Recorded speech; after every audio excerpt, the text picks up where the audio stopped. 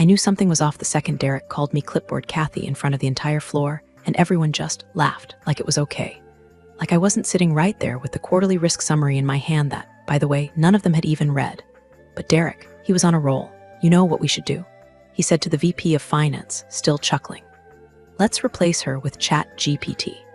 At least that wouldn't nag us about compliance memos. Another round of frat bro cackling, the kind that smells like Axe body spray and undeserved power. Now, I've been in corporate America long enough to know when you're being phased out. They never say it directly. It's always wrapped in a joke, delivered with a smirk, and followed by a just kidding that lands like a knife between the ribs. Derek didn't even bother with the knife. He just bludgeoned you with ego. Think a guy who got dropped into an executive role straight out of daddy's shadow would at least pretend to understand what the compliance office even did. But no. 2 weeks in, he was already throwing out protocols, mocking legacy processes, and telling people I was a filing cabinet with anxiety. And me? I said nothing. Not a single word. Not when he accidentally spilled a coffee near my desk. Not when he walked past me in meetings with those smug little quips like, "Oh look, she brought the Constitution again." Not even when he told a group of interns that my job would be obsolete in 6 months, tops, because who even needs risk assessments when you're moving fast? I sat. I listened. I took notes. If you're still listening right now, and I hope you are, do me one quick favor. Tap that little subscribe button and throw a like on this if it made you clench your jaw even a little. Seriously. Over 90% of folks listen and never subscribe, but it actually helps the team keep these stories rolling. Plus, trust me, you're going to want to see how this one ends, because Derek, he had no idea what was coming. Anyway, let's get back to that first week.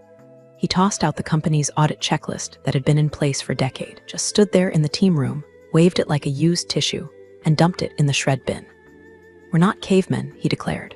We're innovating. Kathy, why don't you go alphabetize some soup cans or something? One of the interns laughed so hard she wheezed. I remember her. Her name was Kayla. She had no idea the checklist she just watched get shredded was the exact one tied to our regulatory escrow access agreement, meaning if anything went wrong with our $300M cross-border acquisition, that paper trail was the only thing standing between us and a government shutdown. But sure, let's laugh. I didn't defend it, didn't explain. Just picked up the shredded pieces, took them back to my desk, and ran a reprint from my private archive. While the others filed out, still giggling, I slipped one fresh copy into the folder on my lap. It was thick, embossed in red, labeled in legal type, Escrow Custodian Access Agreement Level 4. Derek passed behind me, noticed the folder, and tapped the top with his knuckle. You know, that's exactly what's wrong with this place. Everything's so serious with you. Relax. Take a yoga class. I smiled. Barely. The kind of smile you give when you already know the storm is coming and you've got the only umbrella. By the end of the second week, I didn't need a calendar to mark the days. Could measure time by how many more things Derek managed to screw up before lunch. Monday, he interrupted me mid-sentence during a compliance meeting to ask if anyone had seen the TikTok with the guy replacing HR with an Excel sheet. No one laughed, but he winked like he'd just delivered a TED-worthy punchline. I was in the middle of explaining a flagged transaction. A flagged transaction, mind you, that could have triggered a FinTrack alert. He cut me off to show the room a meme. A damn meme. Tuesday, he waltzed into my office uninvited, held up a folder with the latest quarterly risk log, and asked, "So, what's the actual risk if we just delete this?" I told him flatly, you'd be in breach of the escrow access covenant tied to the Genset merger. He blinked. Big words, clipboard. Let's not get dramatic. Then he tossed it back on my desk like it had cooties and said, "Got a better idea anyway. We're bringing in someone agile. Enter Tyler, the modern solutions strategist with a man bun, a double master's from somewhere no one had heard of, and a resume that read more like a BuzzFeed personality quiz than a career. His only qualifications: he once made a Notion template go viral and was in Derek's fraternity. Real, hard-hitting credentials. Tyler shadowed me for one afternoon, took a picture of my whiteboard, called it chaotic energy, and then asked if we really needed a compliance flowchart at all. By Wednesday, my reports started bouncing back with edits. Derek had gone into our central compliance portal without permission and started overriding my risk flag evaluations. His notes, too cautious, trust the process. I wanted to ask what process he was talking about exactly. But at this point, watching him type was like watching someone play with dynamite and thinking the red wire looked fun to chew on. And the team, they saw it, they felt it, but no one wanted to be the one to say anything. We were in corporate purgatory, where you don't confront, you schedule a follow-up. Only one person dared. Dave, a project manager from procurement, leaned over my desk after a meeting where Derek suggested outsourcing risk reviews to AI models trained on positive vibes. Dave, bless his middle-aged, practical soul, quietly asked, "Hey, does Derek even know about the custodian clause before touching that clearance folder?" I looked up at him. Just looked. No words, no expression.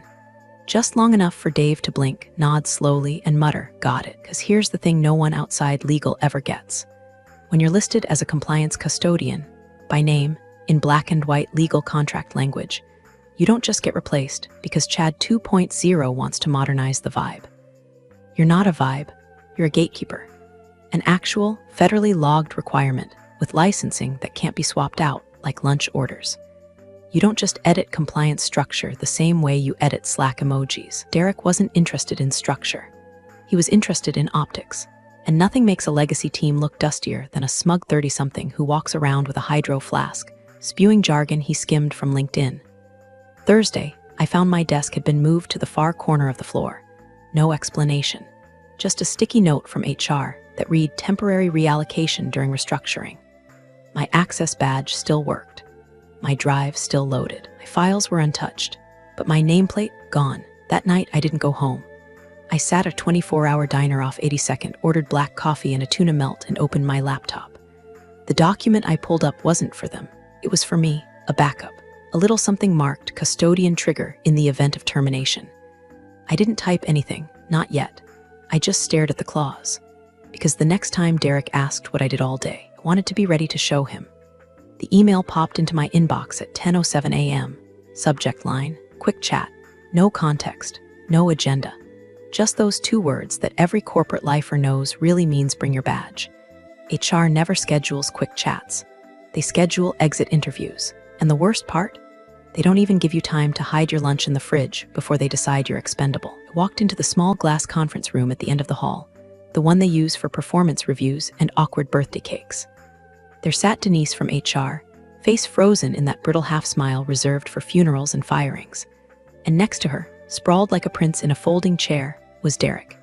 He had one ankle tossed over his knee, and that frat boy grin plastered on his face like he'd just won a scratch-off. No folder, no laptop, just his phone on the table, screen up, showing some group chat.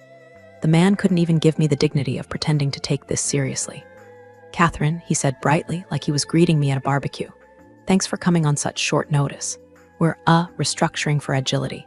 He actually used air quotes. "Your role, it's just not aligned with the future vision. Effective immediately, you're released." But hey, he leaned forward, no hard feelings, right? And he started to read off a script about severance and benefits continuation. I didn't hear it. My eyes stayed on Derek's. He twirled a pen between his fingers like this was just another team-building exercise. "We're gonna make this place lean fast," he said. "Tyler's gonna be stepping up. New blood, new energy." Then he winked at me, winked. "Maybe you'll thank me someday." My jaw locked so hard I thought my molars might crack, but I didn't cry. Didn't argue, even look at Denise when she slid the NDA across the table with a pen. I just signed where they told me to sign, slid my badge onto the table, and stood up. Derek's voice followed me out like a bad song. "Drinks are on me," he yelled, turning toward a few executives lingering near the elevators. They laughed on cue, the way people laugh when they're not sure if they should but know it's safer than silence. I walked down the hallway in a haze, past my desk where Tyler was already parked in my chair scrolling his phone, and straight to the elevator. My hands were steady even though my pulse was a drumline in my ears. Inside my tote bag was everything I'd taken with me. Not the framed photo, not the mug, not even the emergency granola bars I kept for late nights. Just one item, a matte black thumb drive, warm from where it had been sitting in my laptop port all morning. It held nothing dramatic, no nuclear codes, no secret recordings. Just copies of what was already mine. The clauses, the certifications, the escrow protocols. The real power wasn't on the drive, it was on the paper with my name on it, filed months ago in a locked cabinet Derek had never bothered to look at. I stepped into the elevator, pressed lobby, and stared at my reflection in the mirrored wall. My face was calm, too calm. Rage isn't always fire. Sometimes it's a glacier, slow and deliberate, moving under the surface until it's ready to break the whole damn valley open. The doors closed, and for the first time in 2 weeks, I smiled, barely. The kind of smile you give when you're walking away, but already know you're not the one leaving empty-handed. I didn't go home. I didn't call anyone. I didn't scream into a pillow or punch drywall or pour a glass of wine and cry in the tub like some Netflix cliché. I just drove, parked in the far corner of the East Point Business Plaza, same spot I used to take lunch breaks when the office got too loud. It was empty, quiet, the kind of sterile suburban silence that wraps around you like a waiting room. No music, just the engine ticking itself cool beneath me. I opened the laptop on the passenger seat, booted it up with the same calm I used when filing quarterly disclosures. No shaking hands, no dramatic sighs, just keys clicking like a metronome in a funeral march. My inbox had already started filling with the fallout. One email from Denise with closure documentation, another from IT confirming my system credentials were deactivated. But neither of those was what mattered. Not compared to the draft I was about to send, the one I'd saved 3 weeks ago. Just in case. Subject line, custodian termination, urgent trigger notification. I reread the body, even though I'd already memorized it. Cold, precise, unambiguous. It cited Clause 12.4 of the Escrow Access Agreement, the one tied to the pending $300 million cross-border acquisition with Glidex Holdings. It stated, in no uncertain terms, that the removal or termination, voluntary or otherwise, the named compliance custodian prior to deal closure would trigger an automatic compliance freeze on all associated accounts until a full audit and recertification by legal counsel. In bold, my name, Catherine Elise Morin, registered custodian, license hash 4127cc. Below that, the sign-off. This communication serves as formal notification of custodial termination. Trigger protocol enacted, effective immediately. I hovered over the send button for just a second. Not because I hesitated, but because I wanted to feel it, the weight of it, the elegance, because this wasn't revenge. This was protocol, and Derek, he'd walked right into it with both eyes closed and a grin on his face. Click, and that was it. A tiny whoosh as the email vanished into the ether, and just like that, the vault sealed shut. On the other side, millions of dollars, 6 international regulators, 2 law firms, 3 banks, and 1 panicked merger team about to realize that their lean and agile future had just run headfirst into a brick wall of compliance law. I watched the sky shift through my windshield, gray bleeding into gold. My phone vibrated once. Then again. I didn't even check it. I knew exactly what those calls were. First legal, then finance. Someone in investor relations who just realized the preliminary disbursement window had frozen without warning. 1 call, then 10. Messages piling up, escalating in tone. And me? I just sat back in the driver's seat and closed the laptop. This wasn't rage anymore. This was execution. A slow knife. The kind they never see until they're already bleeding out. By the time the sun dipped behind the parking structure, the escrow attorneys had replied, 4 recipients CC'd. Subject line, urgent escrow lock confirmed.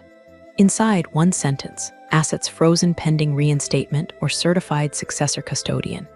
I let out a breath, not a laugh, not a sigh, just release. They wanted to move fast, congratulations. Everything had stopped.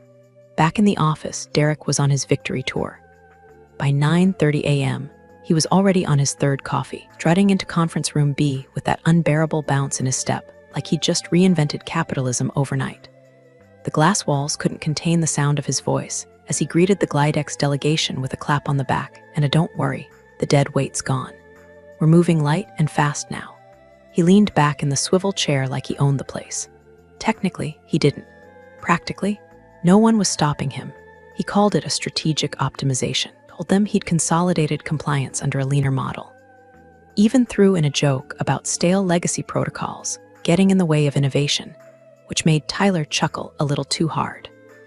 The Glidex team, 3 men in identical Navy suits and 1 tired-looking woman with a badge from Zurich, just nodded, politely confused. They weren't here for the startup fluff. We're here to sign off on a final clearance to push the $300M into escrow and initiate the merger. Then 10:03 hit. First, it was legal. Someone from our internal counsel team pinged Tyler. "Can you confirm who has custodian access for the escrow transfer?" Tyler blinked, looked up from his Notion dashboard, and mumbled, "I think that's been reassigned." Like it was a Google Doc. Next came the finance lead, Ellis. Normally calm. Guy was now staring at his screen like it had just insulted his mother. "Why is the disbursement pathway blocked?" he muttered, tapping furiously at his keyboard. He tried again, this time with a direct authorization token. Nothing. System locked. Readout flashing. Custodial validation required. Access denied. By 10:17, panic was beginning to percolate. The Zurich rep finally spoke, received notice that all escrow protocols were frozen due to a custodian trigger. "Is there a compliance officer we can speak to?" Silence. Derek blinked. "Yeah, we're restructuring the department, new systems, new team. Shouldn't be an issue. We'll get that fixed before lunch." The Glidex team said nothing, just exchanged glances. Across the building, in the legal pod, a junior associate named Mallory, straight out of law school, still writes with colored tabs, thumbing through the escrow access agreement for the 4th time in 10 minutes. And that's when she saw it. Clause 12.4b, bolded, underlined, stamped by the notary. Only the named custodian of record may authorize transactional access to escrow account 6623 Jenks. In the event of termination, all access is immediately revoked until a certified replacement is approved by legal counsel and external audit. Unauthorized override attempt constitutes breach and must be reported to the Financial Compliance Board. Mallory turned white. She started, then swallowed. We terminated the only authorized signatory. The partner beside her, Rick, 20 years in the game, usually unshakable, closed his laptop slowly, like he was afraid it might explode. "You're telling me the Glidex deal is locked?" Mallory just nodded. Back in conference room B, Eric's phone started buzzing uncontrollably. Email, text, Slack, legal ping, finance ping. Another ping from investor relations marked high priority. His grin faltered. Tyler, bless his tech bro heart, tried to offer a solution. "Can't we just backdate a new custodian form?" And no, muttered Ellis from finance, not even looking up. "That's not how escrow works. This isn't petty cash."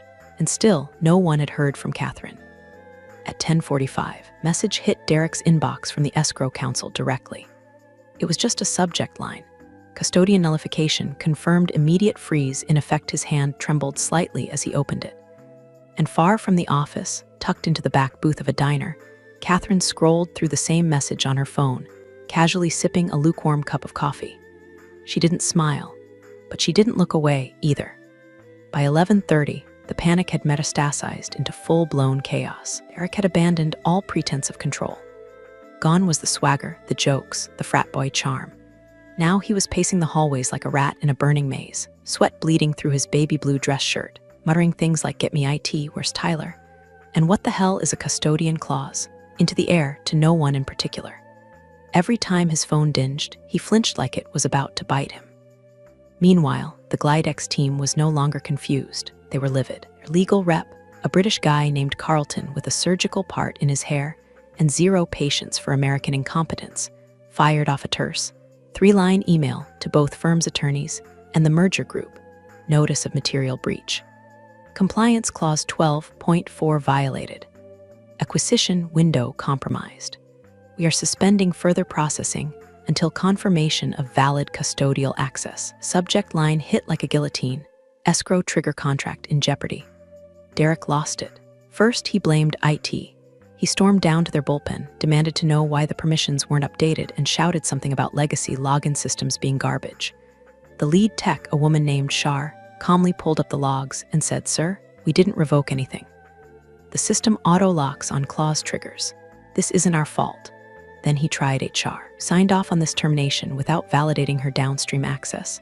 "Huh, who approved it?" Denise blinked up at him from her desk, pulled up the personnel file and said, "You did. Right here." She spun her monitor toward him like she was showing a child where they'd spilled juice. Last hope. His assistant, Kyle, a recent college grad whose primary skills involved scheduling catered lunches and color-coding his own calendar. "Why didn't you flag this? Didn't you check her credentials?" Derek barked. Kyle blinked. "I thought you said we were going full armation mode. You said she was dead weight." That's when Derek's voice cracked. Somewhere between blaming the sandwich guy and demanding a miracle, it finally occurred to him that maybe, just maybe, he didn't understand what the hell Catherine actually did. And that not understanding her role didn't make it obsolete. It made him dangerously ignorant. Eagle had entered DEFCON 2. Internal counsel looped in external auditors. The compliance matrix was reviewed top to bottom. And that's when the next landmine detonated. Tyler, Derek's notion-loving solution strategist, wasn't just unqualified. He was prohibited. His licenses were expired. His certification for escrow-level compliance wasn't just out of date, it had never existed. His only credential was a LinkedIn endorsement for team morale. Finance director threw up his hands and muttered, "We're dead." At 12:47 p.m., Catherine received a polite, almost sheepish email from the senior legal counsel. Subject, availability for clarification. Catherine, apologies for the sudden message. Would you be available for a brief call to discuss the custodian protocol and potential pathways for reinstatement? We're eager to clarify your role and avoid further disruption to the transaction timeline. Warm regards, LT. She read it while lying in bed. The curtains were half drawn. Her phone was in one hand. A fresh, clean legal pad rested beside her on the nightstand, untouched. For the first time in weeks, her jaw didn't ache from clenching. Her eyes weren't twitching from spreadsheet-induced insomnia. She read the email again, then flipped her phone face down, and she slept like a baby. While across town, Derek stood at the center of a corporate implosion of his own making, shouting into the void, flailing for answers, and finally, starting to understand that he hadn't fired a dinosaur. He'd fired the one person holding the vault keys to a $300 million deal. And the door, it was sealed, tight. The private jet touched down just before sunrise, its silver hull gleaming faintly under the hangar lights. Inside, the CEO of the company, Richard Langston, 62, steel gray hair, Rolex older than most interns, adjusted his cufflinks and stretched. 2 weeks on safari. No phone, no email, no Derek, bliss. He stepped off the plane expecting to see his driver. Maybe a board update printed neatly and tucked into a leather folder.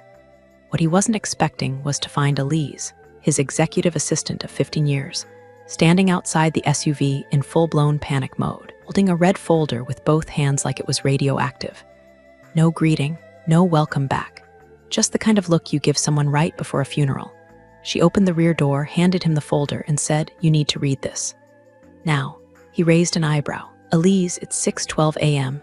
I know," she said, "so is the fire." The folder wasn't leather, it was plastic. Fast, temporary, emergency. Kind of thing Elise only used when things were spinning off their axis. Richard slid into the backseat, unfolded the flap, and saw the bolded header.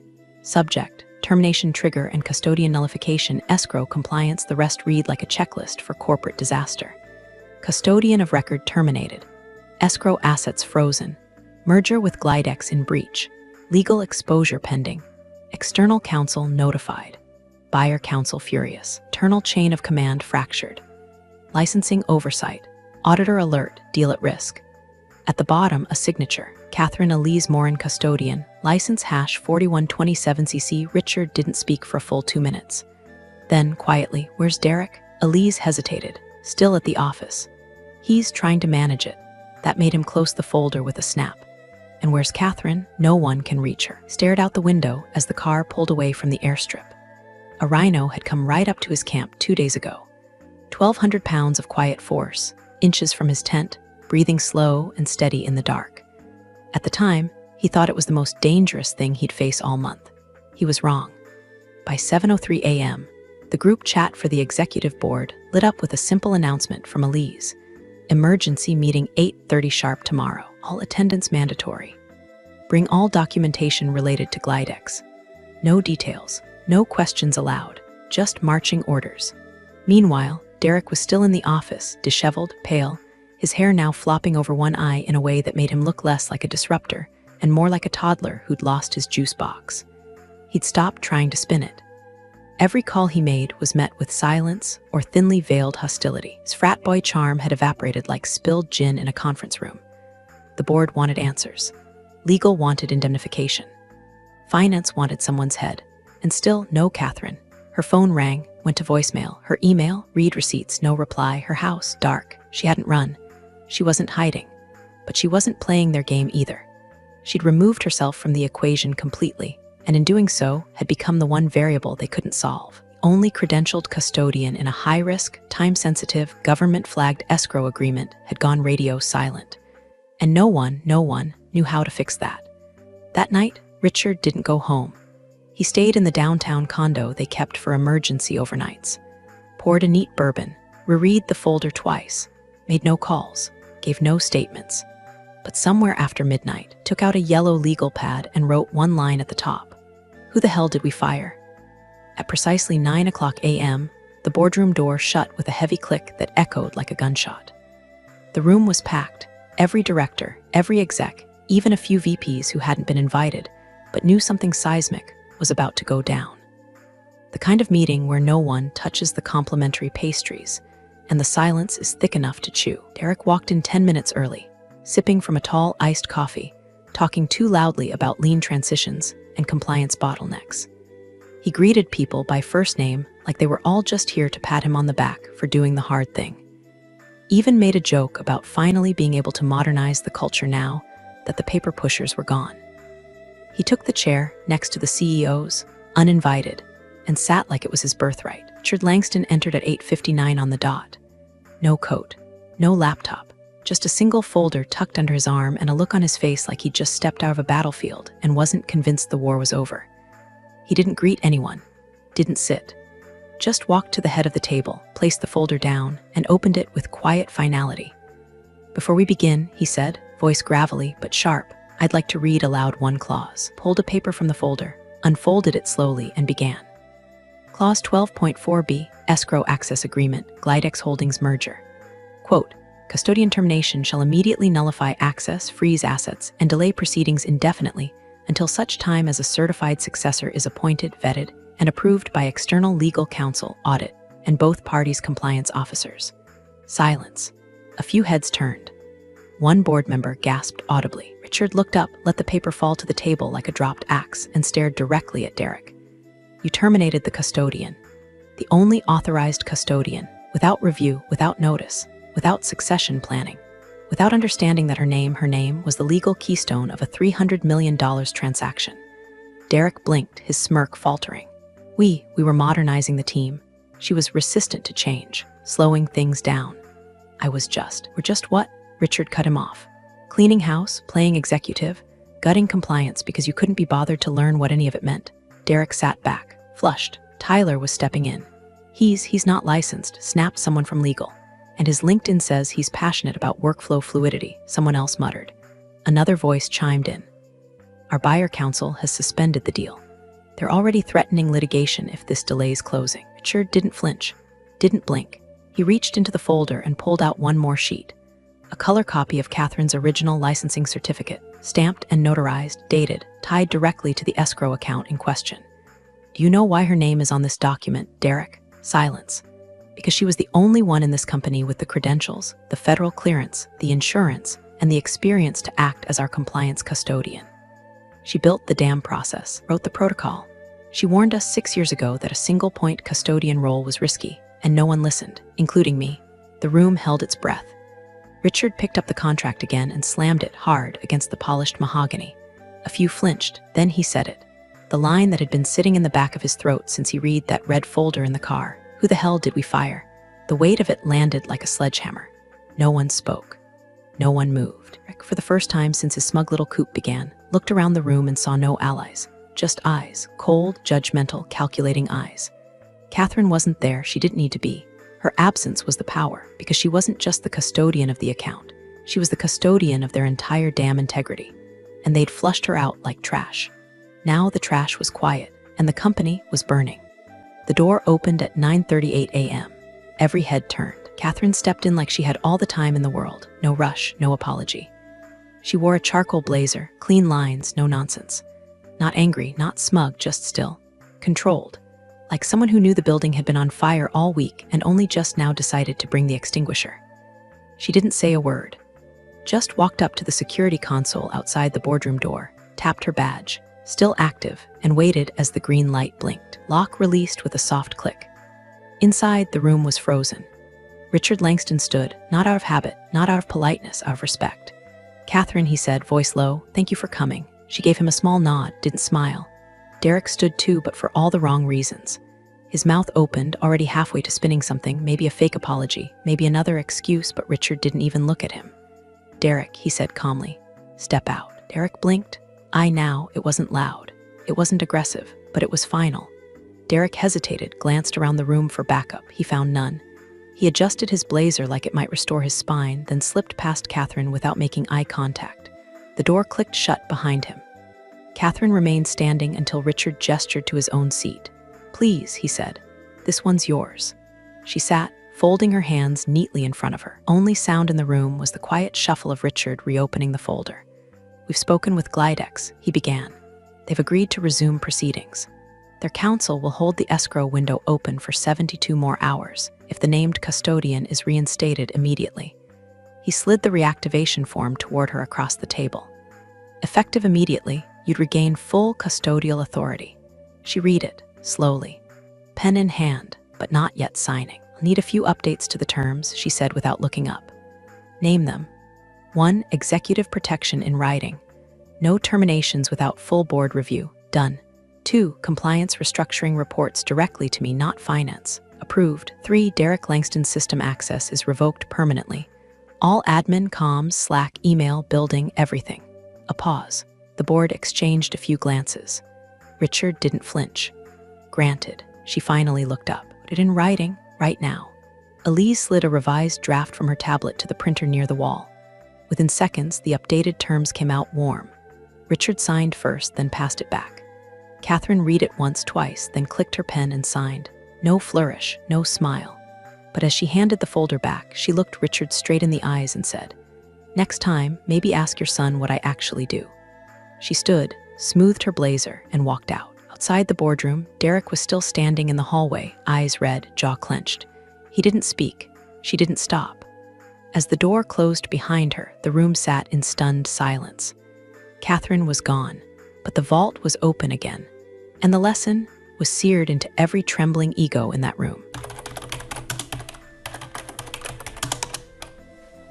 Thanks for joining the fun, you office survivors.